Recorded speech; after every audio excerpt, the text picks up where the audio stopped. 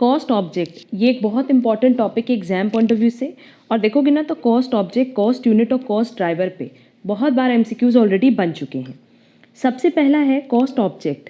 अब ऑब्जेक्ट मतलब जो भी प्रोडक्ट आप बना करके बेच रहे हो या जो भी सर्विस आप प्रोवाइड कर रहे हो, मतलब बेसिकली जो भी आर्टिकल पे आप काम कर रहे हो उसको हम क्या बोलते हैं, कॉस्ट ऑब्जेक्ट। मतलब सिंपली जिस भी ऑब्जेक्ट का आपको कॉस्ट कैलकुलेशन करना है उसे हम कहते हैं कॉस्ट ऑब्जेक्ट। लिखा है cost object is anything for which a separate measurement of cost is required. Cost object कुछ भी ऐसा हो सकता है जिसके लिए आप अलग से कॉस्ट का कैलकुलेशन करते हो। कॉस्ट ऑब्जेक्ट में बी अ प्रोडक्ट जैसे बुक, अ सर्विस जैसे airline, a project, a customer, a brand category etcetera. तो सिंपली आपकी ऑर्गेनाइजेशन जो भी प्रोडक्ट में, आर्टिकल में या सर्विस में डील कर रही है उसी को हम कहते हैं ऑब्जेक्ट, कॉस्ट ऑब्जेक्ट। और वो कॉस्ट ऑब्जेक्ट होता है जिसका आपको कॉस्ट कैलकुलेट करना होता है। Clear? Next is cost units. It is a unit of product or service और time in relation to which cost may be ascertained or expressed.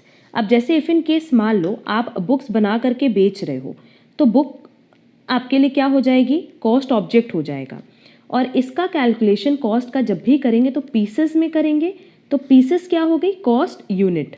वही चीज़ लिखिए कि it is the unit of product service और time in relation to which cost may be ascertained और express.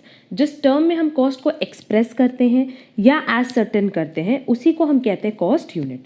And last is cost driver. A cost driver is a factor और variable which effect level of cost. For example, for a purchase department it is number of purchase order. अब cost driver में क्या कह रहा है कि ये एक ऐसा फैक्टर है या वेरिएबल है जो कि हमारे लेवल ऑफ कॉस्ट को इफेक्ट करता है। अब जैसे परचेज डिपार्टमेंट के लिए कितना नंबर ऑफ परचेज ऑर्डर है वो हमारे कॉस्ट को अफेक्ट करेगा। क्लियर? तो कॉस्ट ड्राइवर मतलब कोई भी फैक्टर या कोई भी ऐसा वेरिएबल जो कि कॉस्ट के लेवल को इफेक्ट करे। तो ओवरऑल कॉस्ट ऑब्जेक्ट में तीन चीज़ें हैं। पहला कॉस्ट ऑब्जेक्ट। कॉस्ट ऑब्जेक्ट मतलब सिंपली जिस भी आर्टिकल में, सर्विस में या प्रोडक्ट में आप डील कर रहे हो उसी को हम कहते हैं कॉस्ट ऑब्जेक्ट। उस कॉस्ट ऑब्जेक्ट की कॉस्ट का कैलकुलेशन जिस यूनिट में करते हैं उसको हम कहते हैं कॉस्ट यूनिट। एंड उस कॉस्ट ऑब्जेक्ट के कॉस्ट के कैलकुलेशन के टाइम जो भी उसके लेवल ऑफ कॉस्ट को अफेक्ट करता है, कोई भी फैक्टर, कोई भी वेरिएबल, उसको हम कहते हैं कॉस्ट ड्राइवर। होपफुली ये पॉइंट सबको क्लियर होगा। अब नेक्स्ट अगेन एक बहुत इंपॉर्टेंट टॉपिक, रिस्पॉन्सिबिलिटी सेंटर्स। इससे भी आप देखोगे ना तो बहुत बार एमसीक्यूज बन चुके हैं। लिखा है to have a better control over the organisation management delegates its responsibilities and authorities to various departments और पर्सन्स, जिसको हम रिस्पॉन्सिबिलिटी सेंटर कहते हैं। कह रहा है ऑर्गेनाइजेशन में अगर आप चाहते हो कि प्रॉपर कंट्रोल हो पाए उस केस में ना जो मैनेजमेंट है वो अपनी कुछ रिस्पॉन्सिबिलिटीज, कुछ अथॉरिटीज़ अलग अलग डिपार्टमेंट को, अलग अलग लोगों को अलॉट कर देती है और इसी को हम कहते हैं रिस्पॉन्सिबिलिटी सेंटर। जहाँ वो अपनी रिस्पॉन्सिबिलिटीज़ को अलोकेट करती हैं उनको हम कहते हैं responsibility centres. And further responsibility centres चार तरह का होता है। First is cost centre, second is revenue centre, then profit centre, then investment centre. तो रिस्पॉन्सिबिलिटी सेंटर क्या है ये तो समझ में आ गया कि जब मैनेजमेंट अपनी रिस्पॉन्सिबिलिटी को या अथॉरिटीज़ को डेलीगेट करती है डिफरेंट डिपार्टमेंट्स और पर्सन्स को तो उसको हम कहते हैं रिस्पॉन्सिबिलिटी सेंटर्स। कॉस्ट सेंटर क्या है? The responsibility centre which is held accountable for incurrence of cost which are under its control. तो कॉस्ट सेंटर क्या है? रिस्पॉन्सिबिलिटी सेंटर का एक ऐसा पार्ट जो कि अकाउंटेबल होती है किसके लिए? कॉस्ट कैलकुलेशन के लिए। रेवेन्यू सेंटर क्या होता है? Which are accountable for generation of revenue for the entity. के रेवेन्यू जो भी जनरेट हो रहा है एंटिटी का उसके लिए रिस्पॉन्सिबिलिटी दी जाती है रिस्पॉन्सिबिलिटी सेंटर को।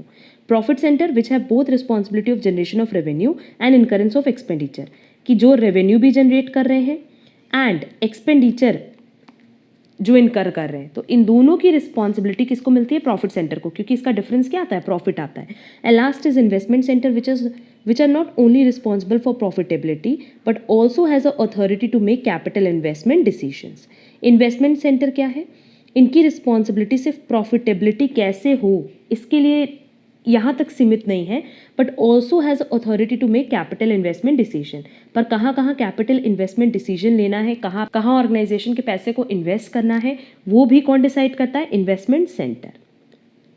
क्लियर? अच्छा, कॉस्ट सेंटर में देखो फर्दर दो सेंटर है, एक स्टैंडर्ड कॉस्ट सेंटर, एक है discretionary cost centre. Standard cost में लिखा है cost centre where output is measurable and input required for output can be specific. एक ऐसा कॉस्ट सेंटर जहां आउटपुट मेजरेबल है and input required for the output can be specified, और output बनाने के लिए कितना इनपुट चाहिए ये भी बताया जा सकता है। बट डिस्क्रिशनरी कॉस्ट सेंटर क्या है? The cost centre whose output can not be measured in financial terms. इसका आउटपुट आप कभी भी फाइनेंशियल टर्म में कैलकुलेट नहीं कर सकते। क्लियर? तो ओवरऑल रिस्पॉन्सिबिलिटी सेंटर्स के देखो कई बार क्वेश्चंस आ चुके हैं। रिस्पॉन्सिबिलिटी सेंटर अब कोई पूछेगा तो हमें पता है कि जब मैनेजमेंट अपनी रिस्पॉन्सिबिलिटीज़ को या अथॉरिटीज़ को डेलीगेट करता है टू डिफरेंट डिपार्टमेंट्स और पर्सन्स, उसको हम कहते हैं रिस्पॉन्सिबिलिटी सेंटर। उसमें पहला है कॉस्ट सेंटर, एक ऐसा सेंटर जो कि रिस्पॉन्सिबल होता है कॉस्ट के कैलकुलेशन के लिए, कॉस्ट के इनकरेंस के लिए। रेवेन्यू सेंटर जो कि अकाउंटेबल होता है रेवेन्यू के जनरेशन के लिए। प्रॉफिट सेंटर जो रेवेन्यू जनरेशन के लिए भी रिस्पॉन्सिबल होता है और साथ ही साथ एक्सपेंडिचर के इनकरेंस के लिए भी रिस्पॉन्सिबल होता है। And last is investment centre, ये प्रॉफिटेबिलिटी के लिए तो रिस्पॉन्सिबल होता ही है, साथ ही साथ कहाँ कैपिटल इन्वेस्टमेंट करना है इसके लिए भी रिस्पॉन्सिबल होगा।